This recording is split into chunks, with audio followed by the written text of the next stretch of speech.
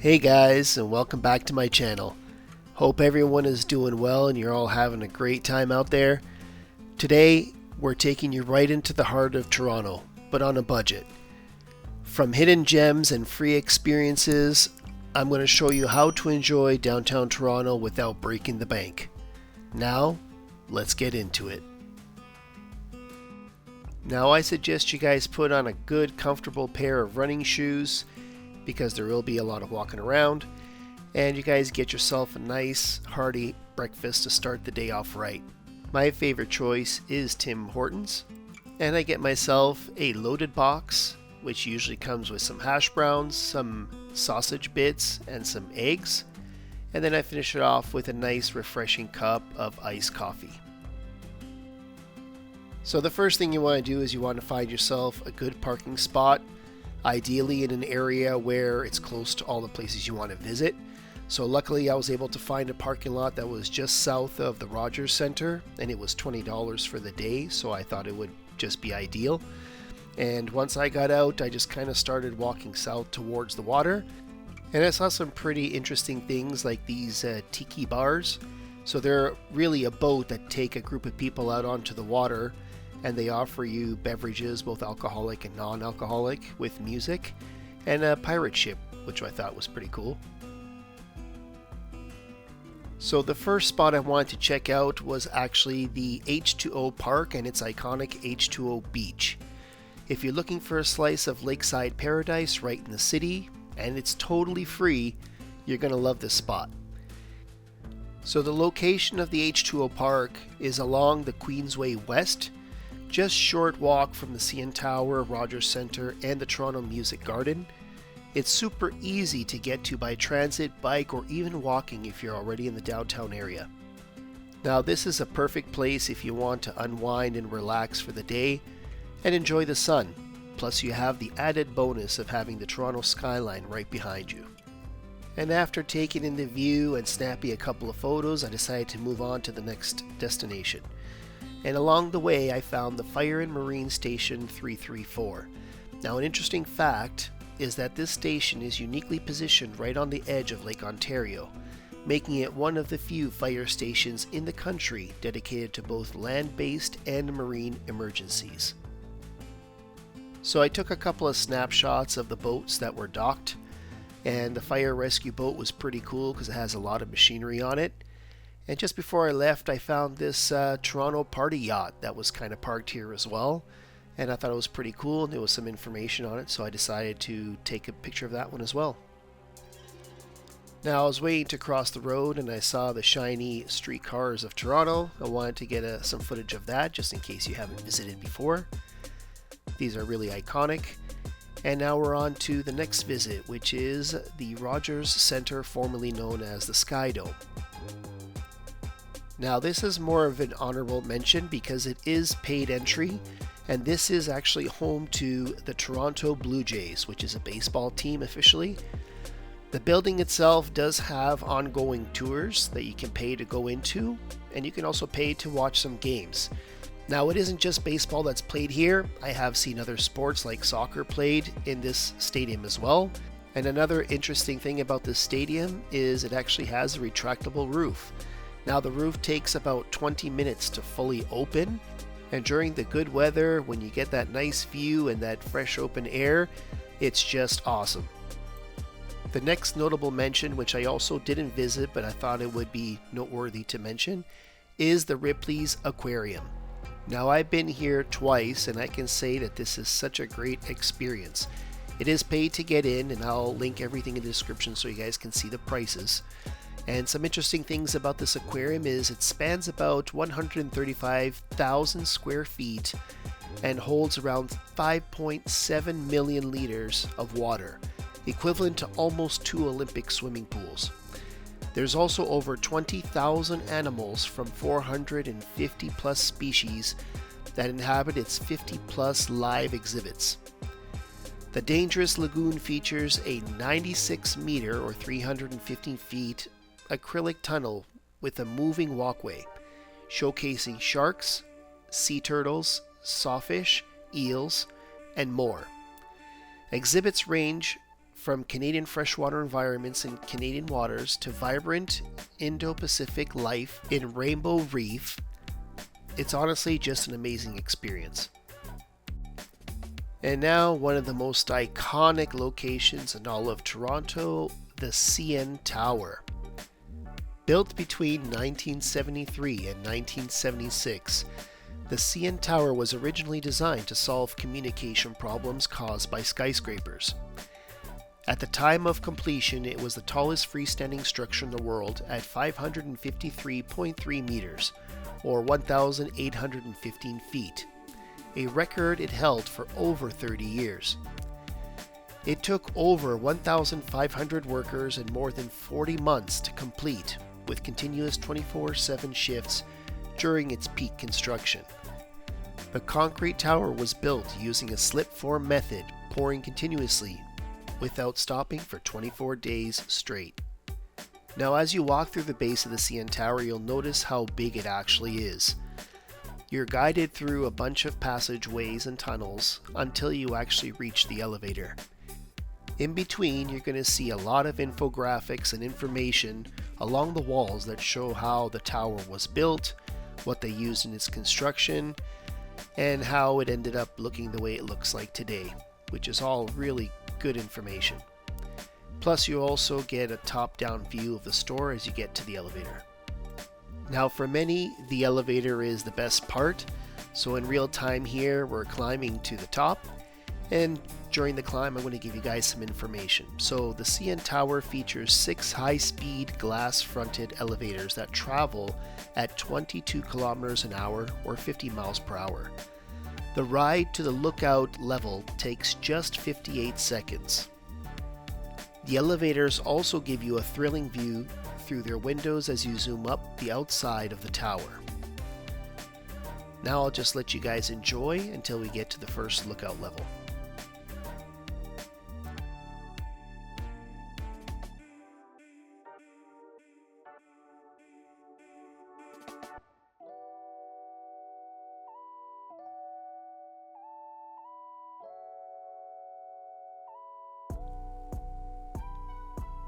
Located at 346 meters, or 1,136 feet, the lookout level gives you a stunning panoramic views of Toronto, Lake Ontario, and even Niagara Falls on a clear day.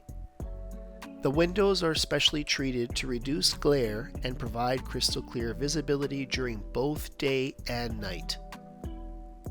Now, I've been to the CN Tower multiple times during my life, and I can tell you that the views never get old. These views are stunning, they're clear, and you can see out really far during day or during night. If you're looking out the south side, you're going to see the lakeshore, plus you're going to see the island with an airport, which is Billy Bishop. And if you're lucky, you'll even see some planes take off and land, which are normally Q400s or smaller airlines. To the north, the entire city stretches out before you. You can even see Yorkdale Mall, High Park, and beyond. If you look east, and the financial district skyline dominates the view, filled with glass skyscrapers and the Don River in the distance. This level is more than just a view. It's a part of Canadian history. When the CN Tower opened in 1976, this lookout was the highest public observation deck in the world.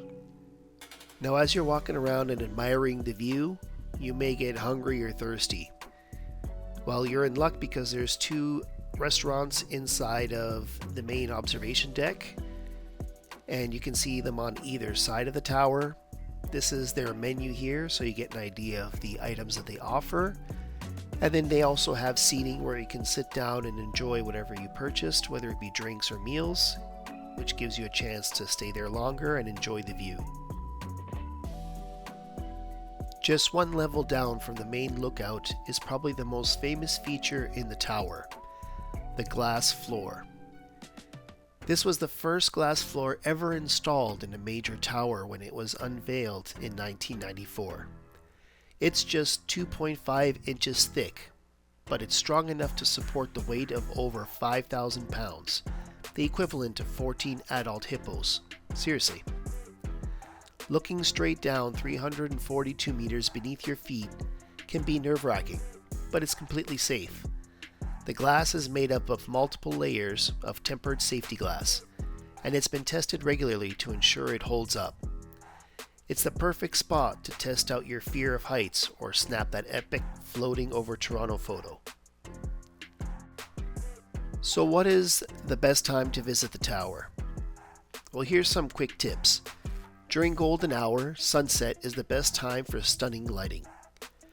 Visit on a weekday or early in the morning to avoid long lines. Bring a wide-angle lens or GoPro to capture more of the view. And don't forget to look straight up from the base of the tower when you're back on the ground. It's an iconic photo angle. Now, apart from the glass floor, there are other attractions at the tower. This one here is on the bottom lookout, and what it's called is the overview.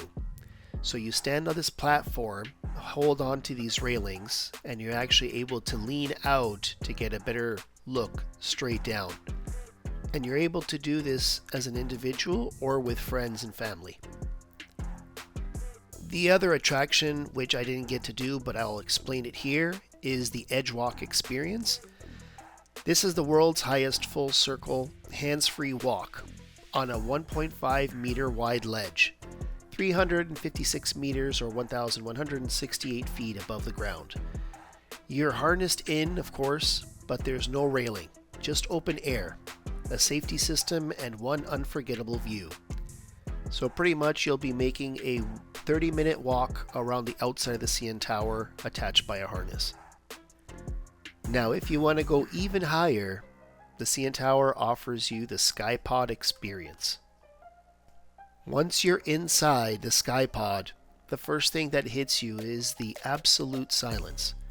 It's peaceful, still, and surreal. From here, you can see up to 160 kilometers on a clear day. That includes all of Toronto, the entire Golden Horseshoe, Lake Ontario, and even parts of New York State like Rochester. You're not just seeing the city anymore, you're seeing the curvature of the earth. It feels like you're floating above the world. It's also a fantastic place to watch the weather roll in. You might see planes flying below you or clouds brushing the skyline. Two things I found interesting about the SkyPod. Because of the tower's flexible design, it sways gently in high winds, up to 1.5 feet, though most people don't even feel it. And engineers designed it with seismic protection in mind. The SkyPod can withstand major earthquakes and hurricane-force winds. There's also a pendulum by the stairwell, which shows the movement of the tower. The CN Tower also offers a 360-degree dining experience. It also has an award-winning wine cellar, one of the highest in the world, and it rotates around every 72 minutes. And lastly, the light show the tower puts on every night is just spectacular. Now, once you're back down at the base of the tower, you're once again greeted with the shop. The CN Tower's gift shop is located right near the exit and ticketing area, so you really can't miss it. It's more than just postcards and magnets. This shop is beautifully organized and full of local-made products, exclusive CN Tower merch, and even some unique Canadian gifts you won't find at the airport. It's clean, well lit, and super easy to navigate. Whether you've got 10 minutes before your elevator ride or you're just browsing after a meal at 360. And here's what you can expect to find in the shop. T-shirts, hoodies, mugs, water bottles, all featuring the iconic tower silhouette or skyline. Great for photos or gifts. We have maple syrup bottles, Canadian flags, keychains, plush moose and beavers, and everything with that classic red and white look. Some shelves showcase handmade jewelry, maple treats, indigenous art, and even Toronto-themed books and puzzles. There's a fun section for kids with toys, educational kits, and CN Tower building models. If you did one of the tower's special experiences, you can get an exclusive gear like pins, certificates, or even framed photos. And as I walked to the washroom, I also found a nice little play area for the kids and a lot of areas where you could sit down and eat. There is one cafe right when you're going through the exit where you can purchase drinks and food. All aboard, the next stop is the Roundhouse Park. This is a 17-acre historical gem in the heart of Toronto's former railway lands. Today we're exploring the John Street Roundhouse, the Toronto Railway Museum, outdoor locomotives, a miniature railroad, and more. Now, visiting the park and looking at all the trains is free. If you did want to go to the museum, then you do have to pay a fee, as well as if you were to go to any of the restaurants in the area. Now, a little bit of history. This semicircular structure was built between 1929 and 1931 to service steam locomotives and could handle up to 32 at once. All powered via the world's longest twin-span turntable at 37 meters across. It used a clean, direct steam method to move engines without coal fires. Safer and less smoky for workers.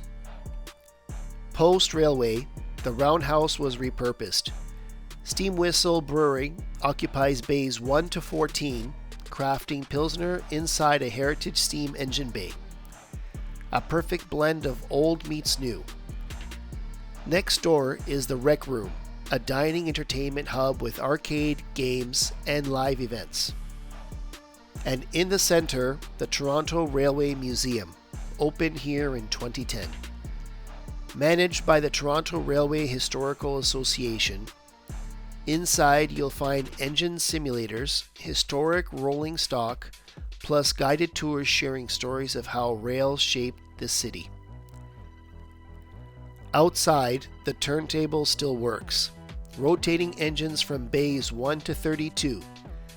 Highlights include CNR number 6213, Confederation, CP class locos, cabooses, and freight cars, some dating back to the early 1900s.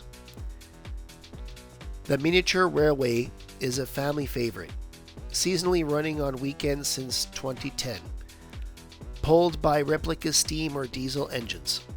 Tickets are sold at Dawn Station, a restored 1986 station moved here in 2008.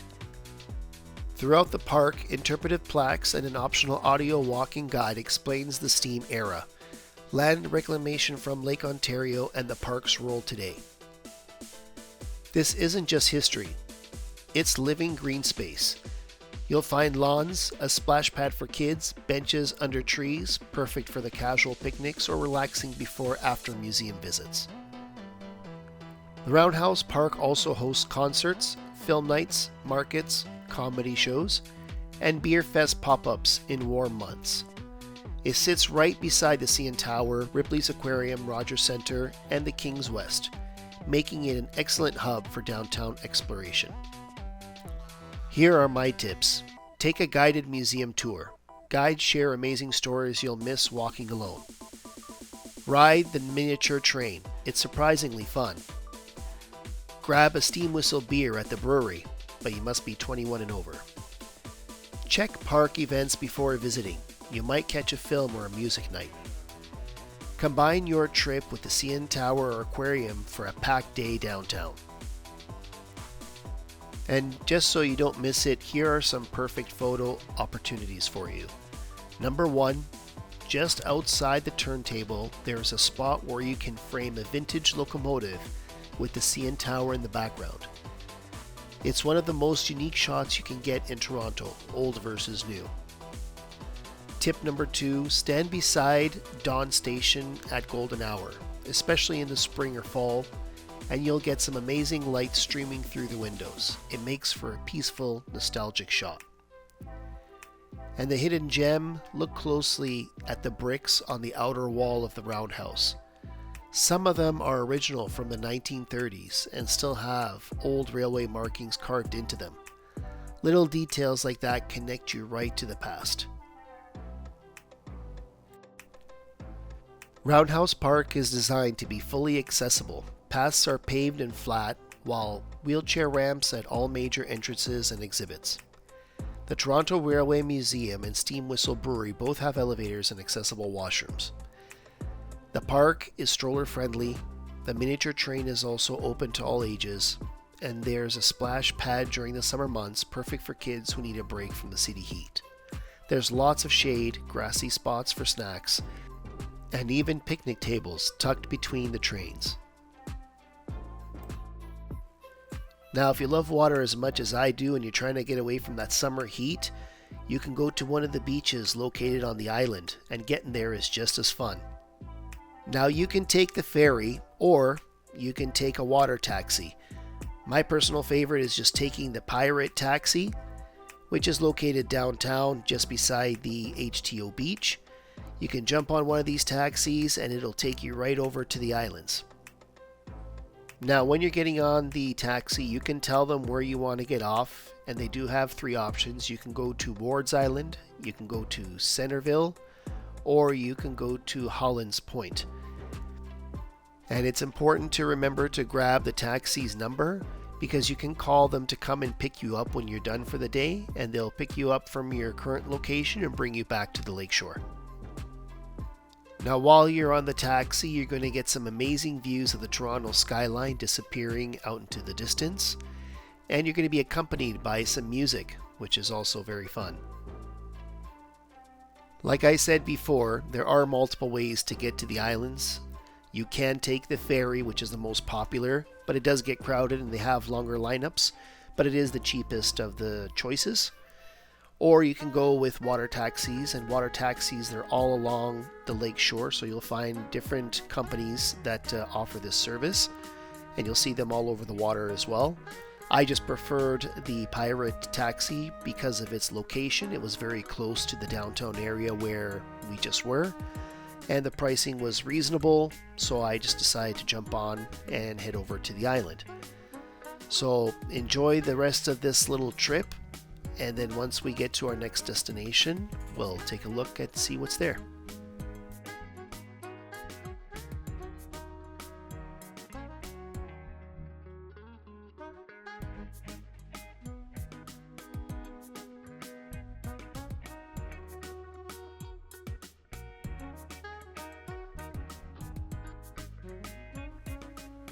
Now, I requested to be dropped off at Ward's Island. So once you get to the dock there's just one straight little path that you're going to take, or one road. And once you hit the end of that road, you're going to veer off slightly to the right, which is a sand path like this.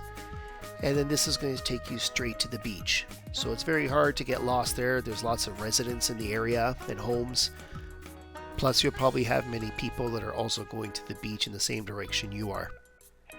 Now, about this beach, Ward's Island Beach is the quietest of the 3 main beaches on the island. It's got soft sand, clean water, and plenty of room to stretch out, perfect for relaxing, reading, swimming, or even just daydreaming by the waves. Lifeguards are on duty in the summer. The water here is Blue Flag certified, meaning it's tested and safe for swimming. And the backdrop, a mix of trees, tall grasses, and views of sailboats drifting by. You won't find big crowds or loud music here. It's a true escape just minutes from the city. Just a short walk from the beach is the Island Cafe, a cozy, eco-friendly spot serving drinks, snacks, and local dishes, a favorite amongst island residents and visitors. There are also public washrooms, picnic tables, and shaded spots if you want to bring your own food and have a chill afternoon with friends and family. And if you're into biking or walking, you can explore the cute homes and gardens that line the island. It almost feels like a small coastal village.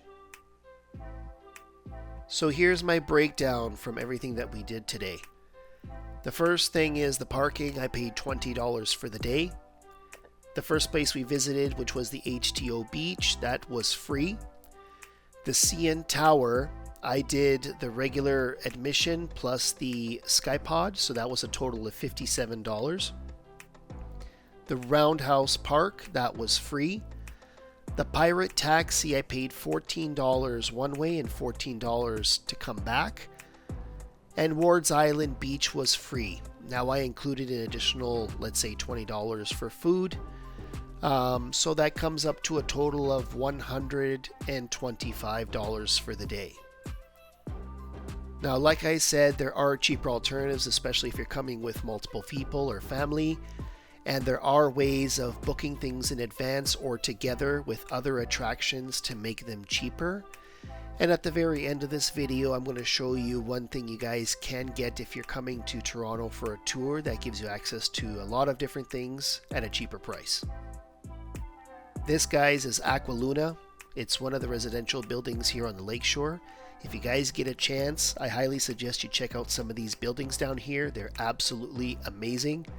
And there's a lot of them being built, so keep your eyes open. Okay guys, and as promised, here is my recommendation on how to save some money if you're coming into the city and want to see some of our attractions. If you scroll down here, this is called the Toronto City Pass, and it offers you one-time admission to 5 attractions. So the first one is the CN Tower, next one is Ripley's Aquarium of Canada. In addition to these two here, you can add the Royal Ontario Museum, City Cruises of Toronto, Casa Loma, or the Toronto Zoo, and you have to pick 3 out of this list to go with these 2. That'll give you your 5. The important thing to know about this is that you have 9 days from the first attraction that you visit to use the rest of them. If you do not explore everything within 9 days, you lose your tickets. Next, if you look at the price here, so an adult is going to be $129.96 per ticket, and that's your savings there. And then the child is going to be $92.92, and that's the original price, so you can see you save a lot of money. Once you purchase your tickets, you can go to checkout here. There is an app for it on iOS and Android, and then all you got to do is visit the attractions and scan the barcodes. If you scroll down on the page here, you'll see that it shows you kind of a description of each one of the items. So if we scroll here to the left, there's the CN Tower, this is the aquarium, and then you get to choose any 3 of these. So there's the Royal Ontario Museum, there's a city cruise, and it's a 16-minute sightseeing tour. This is the Casa Loma, and here is the Toronto Zoo. So I highly recommend you guys check them out. It does save you guys a lot of money, and if you have the time, it gives you a chance to experience a lot of the attractions that we have to offer in the city. And that brings us to the end of this video. Thank you for coming along on the journey. If you guys like what you saw, don't forget to hit that like button and subscribe to the channel if you haven't already done so. And we'll catch you guys on the next one.